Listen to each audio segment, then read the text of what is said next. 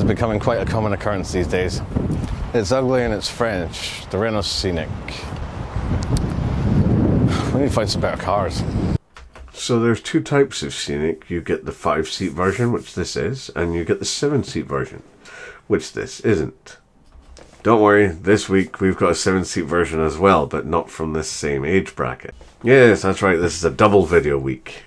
Mainly because the content's so boring. Anyway, this Scenic is running a 1.5 DCI turbo diesel that you can find everywhere. From Renault to Dacia to even Mercedes. Yeah, that's strange, isn't it? So the engine's good, the outside is ugly. What's the interior like and how does it drive? Well, at least it feels spacious in here.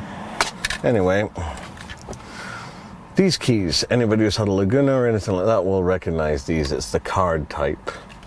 I'm not a huge fan, but I get what it's about. The only thing I find annoying about this thing is, so far, looking around the dashboard, I can't find a slot for this, which is kind of annoying. I mean, it is keyless entry, keyless start, so in theory you don't need one, but, you know, you should still have a slot to put it in, because I can't find one. Just put it there and hope for the best. Press the brake pedal, and wait. There we go. This thing has that annoying problem that a lot of these things have. The parking brake. You have to have your foot on the brake pedal before it will release. And you can't just drive away release. Next up, this clutch is ridiculously hard. It's solid. It actually makes clutch control a nightmare because of how stiff it is. And I like the light steering, and the driving position is actually good for a Renault.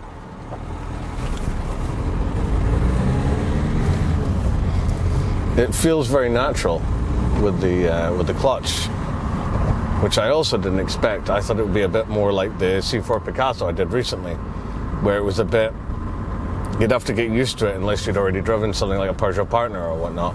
But no, this feels a bit more intuitive. I think part of the reason for that is the gear stick's further back, and it's actually got a main center console unit in the middle, which makes it very different in terms of driving position and such like. But this thing still has that annoying clocks in the middle of the dashboard thing that I'm not a huge fan of. But that's not about how it drives.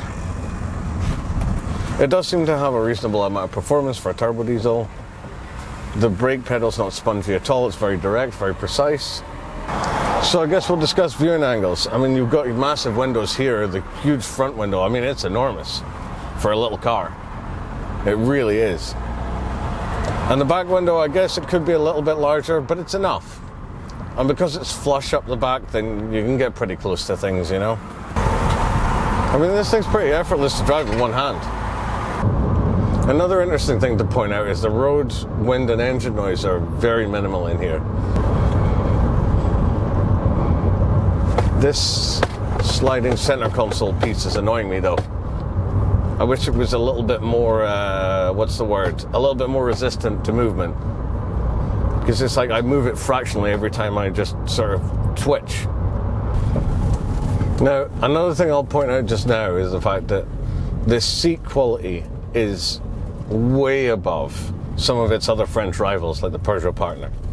The Peugeot Partner seat is absolutely horrendous. It's one of the worst driving seats I can remember sitting in a modern car. Cornering ability is way better than you'd think for something of this shape. Interior time. These door cards are way more classy than I would have expected for a Scenic. I like the little piano black finish, I like the leather stitching. The buttons look quite good. There's a little bit of chrome there. The door cards are a good size. I can't complain about this at all. The seat, large and chunky, half leather. Quite comfortable, surprisingly better than I thought it was going to be. Minimalistic steering wheel, but it is leather coated. Very, very good. There's only 2 buttons on each side. And I don't... perhaps they could have done a better job with that. But otherwise, not too bad. Stupid storage pocket that makes no sense and isn't big enough to really put anything in. And some more of this piano black stuff. The vents are all matched in terms of shape, which is nice to see for consistency. And I like that. I pointed out earlier that the dashboard clocks are in the center and it's not uniformly shaped. It's a bit of an odd shape.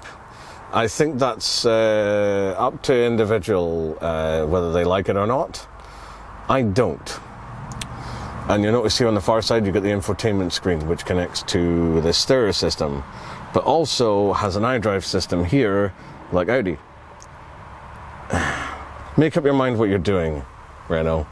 You're trying to copy cars that are much better than you. Not a good look. Something else really prominently missing that's usually present in French cars.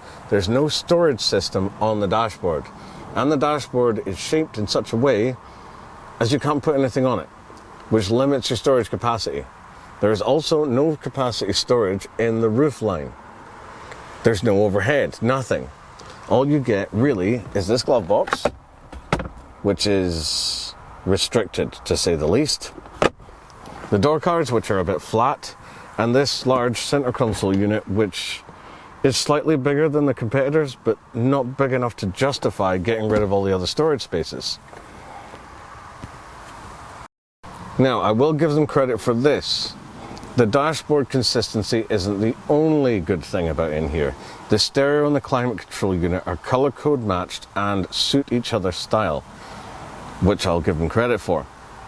The parking brake is in odd position. The start-stop button being up there, I always forget and I keep looking for it elsewhere. It's not that bad, you get used to it. The little storage area down here is not much good for anything. And the 12-volt socket, I mean, not where I would have put it. That's very restricted. If you want to put in an extension or something else, it's a bit annoying. Gear stick's okay though, it works. Lights in the ceiling are soft glow and I guess they're okay, but I probably want something brighter myself. Now, check this out. It's a little mirror built into the ceiling. That's the first time I've seen that in a car.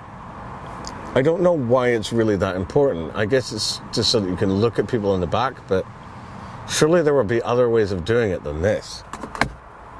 The rear door cards are consistent with the front ones, which is awesome. But you do get this lovely blind here too. That's nice. Didn't have to do that. Vents in the door pillars. Another interesting thing. What do you get back here? Well, you get your little pocket and you also get serving tables. I approve, Renault, I approve. The center console section on the back has no vents or power sockets, which is disappointing. But like I say, some of the other things are awesome. There is no armrest back here. There is no armrest because it has 3 individual seats, which all fold separately. Nice. The seatbelt in the roof, something that I've garned about before in other cars, is present here too. Alright then, luggage capacity.